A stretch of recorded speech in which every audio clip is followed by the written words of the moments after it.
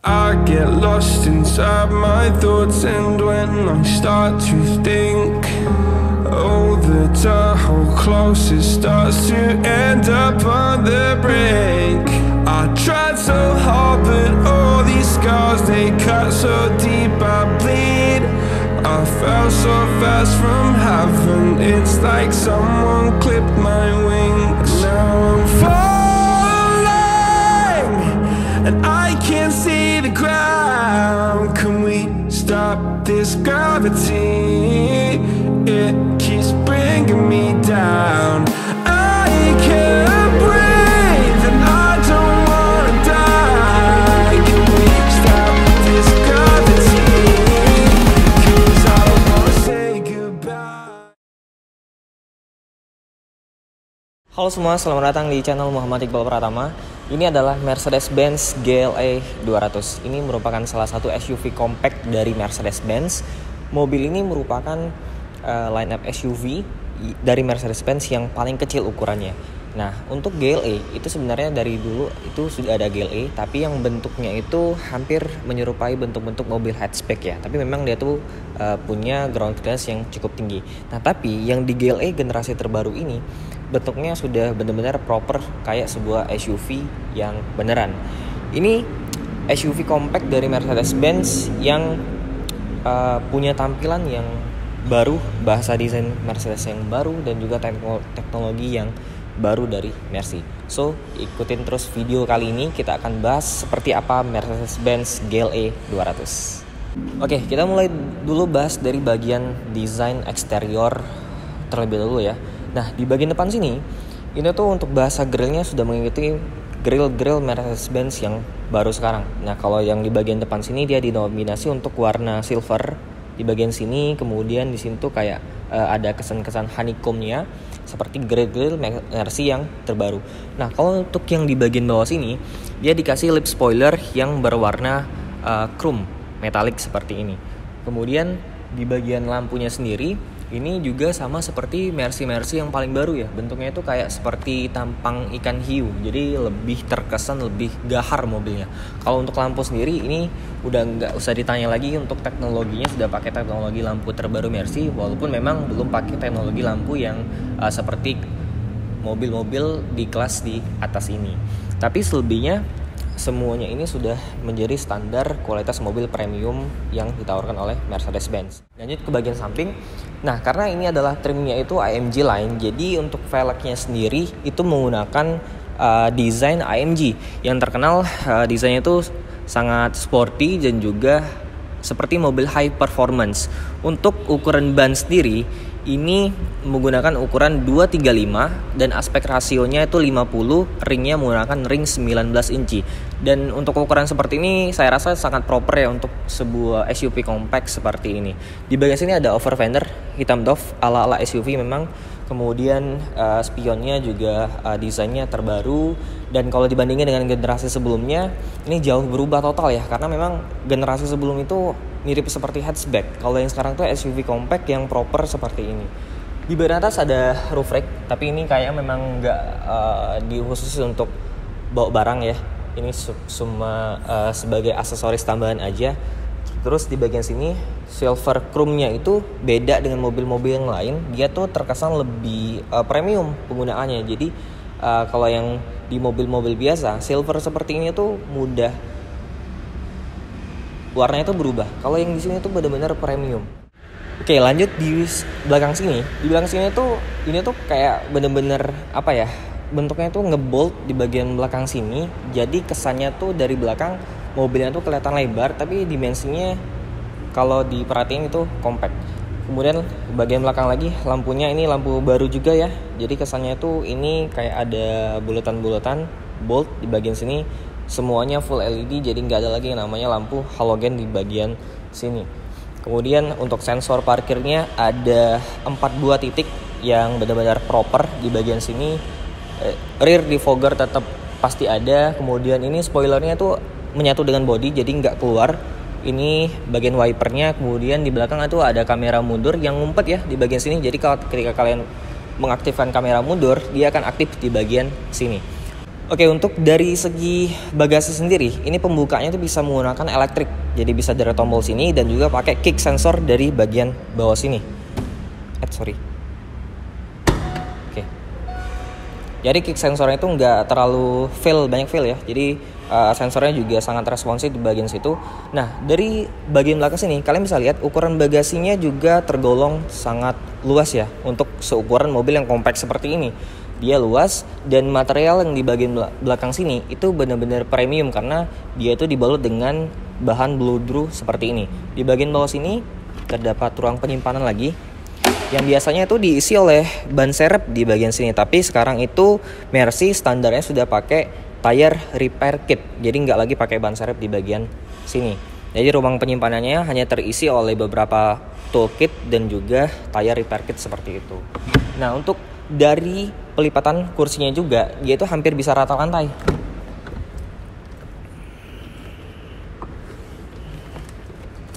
Tuh. Jadi kalau ingin bawa barang yang panjang, itu bisa dilipat untuk bangku di baris kedua.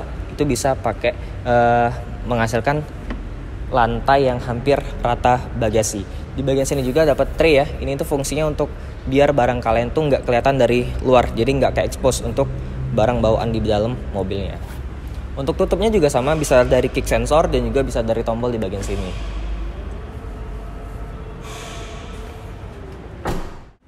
Oke, sekarang kita coba lihat mesin dari Mercedes-Benz GLA 200 ini. Nah, ini untuk bagian kap mesinnya ini sudah menggunakan pegas ya. Jadi nggak usah repot-repot untuk pakai tuas untuk buka bagian kap mesinnya. Tapi memang sayangnya di bagian sini tuh nggak ada peredam untuk bagian kap mesinnya. Kemudian unit mesin yang digunakan ini menarik karena kapasitasnya mengecil dari generasi sebelumnya. Ini kapasitas mesinnya itu kalau disebut oleh Mercy itu 1400 cc. Padahal dalam spek itu sekitar 1332 cc kalau nggak salah ya. Ini mesin menghasilkan tenaga 163 HP dan torsi 250 Nm. Ini menggunakan turbo. By the way, 4 silinder, tenaga yang disalurkan kedua roda depan. Yang menarik adalah untuk bagian transmisinya. Transmisinya ini spesial karena dia menggunakan dual clutch transmission. Dia menggunakan 7 speed yang itu perpindahannya benar-benar cepat banget ya. Biasanya transmisi dual clutch itu bisa digunakan di mobil-mobil sport seperti Ferrari, kemudian juga Lamborghini itu yang kelas Urus itu menggunakan dual clutch. Tapi diterapkan di mobil compact seperti ini yang menghasilkan rasa berkendara yang benar-benar sporty banget, walaupun bentuknya itu ini adalah salah satu mobil compact atau mobil yang kelasnya itu paling bawah dari Mercedes-Benz. Kita lanjut bahas interior. Oke, sekarang kita masuk ke bagian interior. Nah, di interior ini adalah hal yang paling saya favoritkan di GLE terbaru ini. GLA ya bahasanya kan GLA.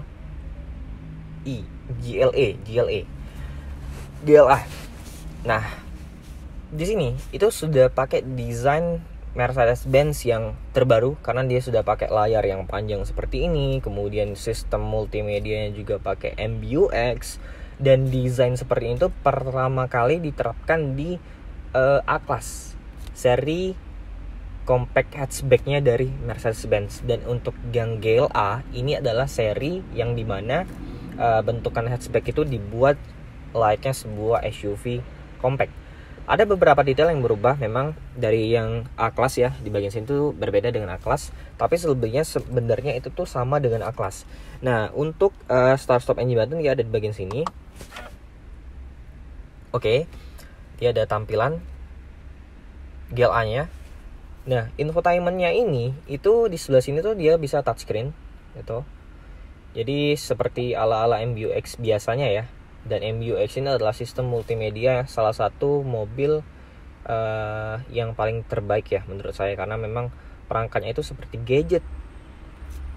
Fontnya bagus, kemudian pemilihan icon-iconnya itu sangat bisa diterima oleh semua orang ya, seperti ala gadget zaman sekarang lah ya sistem multimedianya. Kalau di bagian instrumen cluster di bagian sini tuh banyak hal-hal fitur yang bisa kita akses. Dia itu bisa diakses oleh dua touchpad yang ada di bagian sini. Ini tuh mirip kayak BlackBerry zaman dulu tuh yang ada di bagian tengah tuh. Yang sebelah kanan itu untuk mengatur layar yang ada di depan kita. Kemudian yang di sebelah kiri itu untuk mengatur layar yang ada di sebelah kiri. itu bisa diatur lewat gesture yang ada di setir, kemudian juga bisa touchscreen, dan kemudian juga bisa dikontrol lewat touchpad yang ada di bagian sisi sini. Nah, kalau di bagian sini itu tuh banyak banget yang bisa kita atur. Yang pertama tuh dari bantuan ini seperti apa ya? Informasi-informasi, kemudian bisa telepon, kalau connect ke Bluetooth HP kalian atau connect ke USB yang ada di bagian situ. Ada navigasi dari Mercedes-Benz itu sendiri. Kemudian ada radio, media. Media ini banyak yang bisa diakses, mulai dari Bluetooth, USB, kemudian juga bisa terkonek ke Apple CarPlay dan juga Android Auto. Kemudian desain tampilan instrumen clusternya itu juga bisa diubah-ubah.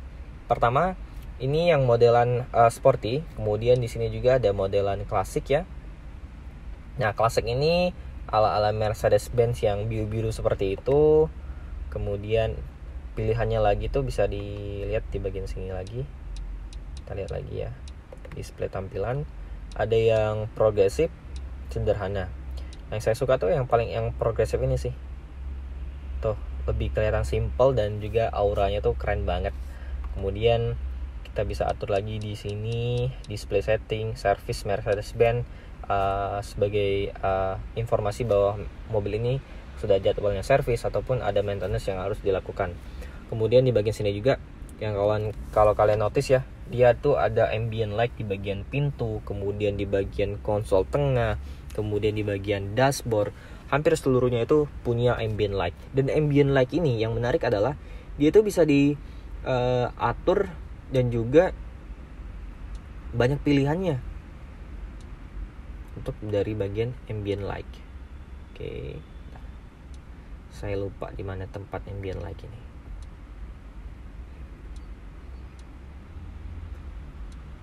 Oke, di sini. Nah, bisa dilihat ini warna nih. Warna itu kalian bisa pilih 64 pilihan warna yang bisa dikombinasikan. Ini warna ungu, kita bisa ubah ke warna kuning dan nanti langsung berubah ke warna kuning seperti orange seperti itu. Yang suka sih warna biru ya. Tuh, keren banget. Dan bisa di customisasi warna-warnanya, bisa dikombinasiin setiap warna tersebut. Kecerahannya juga bisa diatur, kontrasnya, ambientnya. Kalau kita mau tinggiin tuh kelihatan banget nih lampunya, keren banget, terang. Kalau malam hari itu benar-benar keren mobilnya. Termasuk juga di bagian kisi-kisi AC sini ya, itu kan model baru ya. Jadi kayak ventilasi turbin pesawat. Ini juga taktilnya tuh premium banget. Tuh, beda lah dengan mobil-mobil biasa kalau sekelas Mercy. Di sini juga tuh ada ambient light dan ini pun dia dual zone. Nah, dual zone-nya sendiri ini menarik karena ketika kalian mengatur suhu AC-nya, ketika kita buat dingin, lampu di bagian sini juga tuh akan berwarna biru. Ketika kalian panasin AC-nya ke bagian Celsius yang hotnya, itu juga ini tuh ringnya berubah menjadi warna merah untuk kanan kirinya, karena memang AC-nya sendiri sudah pakai yang dual zone auto climate control. Ke konsol tengah sini, detail yang menariknya ya seperti yang saya bilang tadi, ada ambient light, kemudian di bagian situ tuh bisa digeser. Tuh, di sini ada tempat penyimpanan yang ada rebarnya, jadi barang kalian tuh nggak ngeloncat-loncat dan juga nggak berisik. Kemudian ada soket 12 volt dan satu buah colokan USB. Tapi memang ini sudah pakai yang modern, dia sudah pakai USB yang Type C. Kemudian di bagian sini juga ada dua buah cup holder. Kemudian kita tutup. Nah, konsol tengah sini dia sama sih sebenarnya, dia bisa mengatur gesture yang ada di bagian touchscreen situ. Dia touchpad sama seperti yang ada di sini, tapi memang bentukannya juga luar biasa gede ya.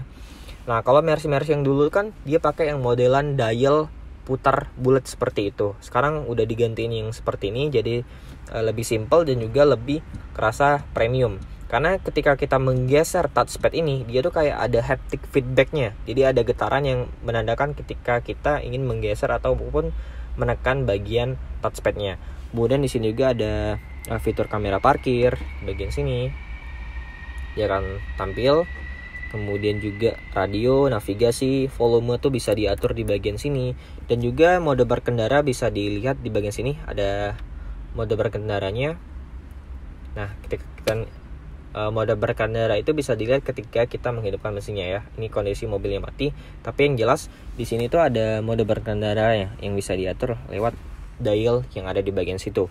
Di sini disediain tempat tangan kita untuk taruh ya, ketika kita mengoperasikan touchpadnya. Ke bagian belakang sini dia ada laci penyimpanan yang saya pikir ya sebelumnya tuh ini bakalan kecil banget, tapi itu dalam banget nih sampai ke bawah. Tuh, laci penyimpanannya juga dilapis dengan bahan sejenis dual draw. Kemudian dalam laci penyimpanan itu terdapat juga satu buah USB Type-C. Oke, dari segi ergonomis berkendara, Mercedes-Benz salah satu brand dari Jerman. Untuk dari segi fleksibilitas ini sangat ditonjolkan karena memang untuk bagian setirnya itu dia bisa tilt dan juga teleskopiknya sangat jauh nih jangkauannya, jauh banget. Tuh. Ini coba saya atur posisi berkendara saya.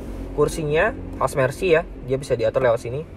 Tapi memang sayangnya kesan premium yang ada di kelas-kelas Mercy yang ada di atasnya itu nggak sampai ke sini karena memang biasanya tuh lebih mewah ya. Bisa dilihat tuh di video E-Class kemarin, bagian untuk mengatur kursi elektriknya itu lebih premium di situ. Ini juga bisa diatur nih bagian sandaran kepala kursinya, dan juga ada 3 buah memori seat di bagian sini. Well, untuk dari posisi berkendara ini benar-benar salah satu SUV compact yang pengaturan posisi berkendara yang sangat ideal, sangat bisa dikombinasiin dengan berbagai macam tinggi postur tubuh orang yang memiliki mobil ini. Oke, komplain saya mungkin sudah banyak disampaikan di reviewer di luar sana ya, soal ventilasi AC yang kebuka sendiri beberapa menit kemudian. Jadi itu tuh sebenarnya gini, ketika kalian berkendara, ventilasi AC ini harus kalian matiin sendiri. Jadi ketika beberapa menit kemudian dia akan terbuka lagi dan kalian harus mematikan ventilasi udara seperti itu. Karena memang standar di luar negeri itu kan udaranya kan bersih ya. Jadi ketika kita buka ventilasi udara dari luar memang udara itu bersih. Tapi kalau di Indonesia ya kalian tahu lah, apalagi di ibu kota Jakarta yang polusinya itu sangat banyak sekali. Jadi wajib untuk mematikan ventilasi udara tersebut. Dan fitur itu pun sampai sekarang menjadi problem di Indonesia yang menggunakan mobil-mobil Mercy di Indonesia. Kemudian laci penyimpanan juga ada di bagian sini, dan ini pun ukurannya juga cukup besar dan premium ya. Ada 2 level di bagian sini, ada level yang atas dan juga level yang di bagian bawahnya. Nah, untuk joknya sendiri, joknya ini sebenarnya desainnya bagus. Dia ada kombinasi antara leather dan juga bahan suede-nya di bagian sini, dan ada jahitan merah di bagian sini. Tapi memang untuk leathernya sendiri ini menurut saya pribadi mestinya Mercy bisa kasih leather yang lebih berkualitas lagi di jok mobil ini, karena memang ada beberapa brand dari Jepang itu bisa kasih leather yang lebih bagus dibandingkan Mercedes-Benz GLA yang ini. Tapi yang saya apresiasi adalah di bagian sini tuh dia pakai bahan suede yang bahannya sangat bagus sekali dan juga premium. Untuk dudukan di bagian sini juga bisa diatur nih secara manual ya. Tuh, bisa di adjust teman. Jadi benar-benar menopang paha kalian dengan proper. Itu pun juga bisa ditemuin di bagian sini. Tuh. Jadi benar-benar bisa dapat posisi berkendara yang benar-benar ideal. Nah, satu lagi sih, di bagian bawah tuh bisa dilihat tuh ada ambient light dan juga ada tuas rem dan juga tuas pedal throttle atau gasnya. Di sini saya sangat sayangkan, kenapa? Karena kebanyakan mobil dari Eropa itu pakai model gas atau throttle itu yang modelnya tuh organ, jadi menyatu dengan bagian bawah lantainya. Seperti ya bisa bisa dilihat di mobil-mobil Eropa lain tuh semuanya pakai pedal seperti itu. Gak tahu kenapa di Mercedes-Benz yang baru ini yang tipenya GLA atau yang entry level dari Mercedes-Benz itu dikasih pedal yang bukan organ. Oke, itu aja sih komplainnya. Selebihnya ini semuanya positif dan juga ya nggak usah ditanya lagi ya, ini benar-benar premium di bagian dalam sini. Kita lanjut di bagian belakang, kita lihat seperti apa kelegaan kabin dari Mercedes-Benz GLA, karena itu yang menjadi problem di generasi sebelum ini. Oke, lanjut. Oke, sekarang saya sudah berada di kabin baris kedua Mercedes-Benz GLA 200. Nah, by the way, ini tuh sebenarnya sudah unit yang CKD ya, unit yang sudah dirakit lokal di Indonesia. Jadi harganya juga ini lebih murah dibandingkan unit yang diimpor yang pertama kali keluar di Indonesia pada saat itu. Oke, di bagian belakang sini ini jauh lebih luas sih dibandingkan generasi yang sebelumnya. Jauh lebih luas karena generasi sebelumnya itu benar-benar sempit banget di bagian belakangnya. Oke, kita mulai dulu dari posisi duduknya. Ini posisi berkendara saya tadi ya. Settingnya 170 cm, ya hampir mirip lah dengan yang sebelah sini. Ini kaki saya tuh bisa masuk ke bagian kolong nih. Luas banget di bagian bawah sini. Ini juga benar-benar luas ya, sampai ke bagian sini juga benar-benar luas. Ruang kepala juga ini tergolong luas untuk SUV compact seperti ini. Kemudian di bagian sini juga untuk kursinya, karena memang bahannya di bagian tengah situ dilapis dengan suede, jadi benar-benar nyaman untuk duduknya. Yang problem sih di bagian tengah sini. Nah kalau di sini pun dia itu bisa dibuka lagi ya. Jadi ini nggak bisa jadi armrest sih. Ini cuman bisa jadi tempat kalau kalian bawa barang yang panjang dari belakang itu bisa dipanjangin sampai sini, bisa dibuka. Tapi memang problemnya untuk mendukung kenyamanan dia nggak ada armrest di bagian tengahnya. Untuk duduk di tengah dia cukup tinggi, jadi duduknya ya seperti ini, jadi nggak terlalu proper untuk penumpang untuk duduk di bagian tengah sini. Nah pertanyaannya kenapa? Karena memang mobil ini kan front wheel drive ya, penggerak roda depan. Tapi kenapa ada channel yang benar-benar gede di bagian tengah sini? Jawabannya adalah karena mobil ini itu dibuat di luar negeri ada dua versi. Ada yang penggerak roda depan dan ada juga yang penggerak all wheel drive-nya. Jadi penggerak 4 rodanya. Karena secara teknis sendiri dia itu ada versi yang benar-benar high performance-nya. Jadi benar-benar ada versi yang performanya tinggi yang menggunakan sistem 4MATIC-nya dari Mercedes-Benz. Oke, selebihnya ini benar-benar premium karena lampu bacanya sendiri tuh di sini tuh menggunakan warna kuning yang benar-benar cantik banget ya di bagian atas sini. Di sini juga ada roof, pegangan tangan, kemudian lampu baca cuman ada di sisi kanan kiri, nggak ada di bagian tengah. Kemudian di bagian sini tuh sama seperti di depan, pegangan pintu itu benar-benar kayak proper sebuah SUV ya. Ada silver seperti ini. Kemudian juga di bagian sini tuh kayak ada bahan suede yang benar-benar premium, ada jahitan warna merahnya, ada 2 buah cup holder. Dan yang kurang di sini menurut saya, bukan kurang sih ya, ini tuh kayak permintaan sebuah customer, pengennya tuh ada sunroof di bagian atas. Karena memang brand dari Jepang, sebuah SUV compact dari Jepang yang harganya sedikit rendah di bawah sini, itu sudah dikasih fitur panoramic sunroof ataupun sunroof yang di bagian depan itu satu. Itu sih satu permintaan saya, request lah di facelift kayak ataupun generasi selanjutnya dikasih sunroof di bagian atas. Karena memang GLA 200 generasi sebelum ini yang dijual di Indonesia itu punya panoramic roof, yang generasi ini itu nggak dikasih. Nah detail lanjutnya lagi di sini tuh ada 2 buah ventilasi AC yang mengikuti suhu yang ada di bagian depan. Jadi kita nggak bisa atur speed fan-nya, suhunya itu nggak bisa diatur dari sini. Dia hanya mengikuti suhu yang dari depan. Kemudian di sini ada laci penyimpanan. Ini nggak tahu sih buat apa. Handphone nggak masuk. Ini mungkin taruh untuk koin lah. Tapi koin juga bisa jatuh di sini. Terus di bagian sini pun ada 1 buah USB-C. Jadi total semuanya itu ada 3 buah USB-C. Di bagian depan itu ada 2, termasuk di dalam konsol ini, dan ada 1 buah lagi di bagian sini. Oke. Selebihnya ini benar-benar salah satu SUV compact yang benar-benar premium banget. Gak ada komplain lah untuk Mercy. Komplainnya tuh detail-detail kecil yang harusnya itu ada.